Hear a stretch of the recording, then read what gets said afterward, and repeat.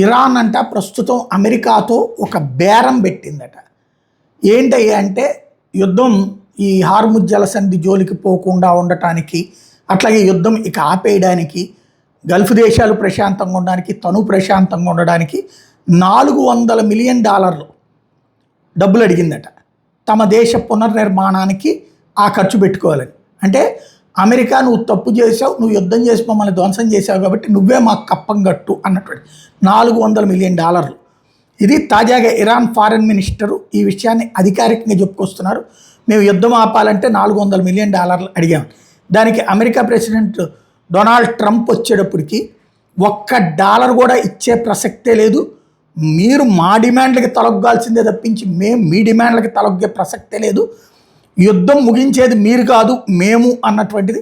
Hormuz జలసంధి దిగ్బంధం జోలికి పోతే గనక ఫ్రీ నావిగేషన్ అడ్డుకుంటే తీవ్ర పరిణామాలే ఎదురవుతాయని ఇంకో పక్కన ట్రంప్ హెచ్చరిస్తున్నాడు.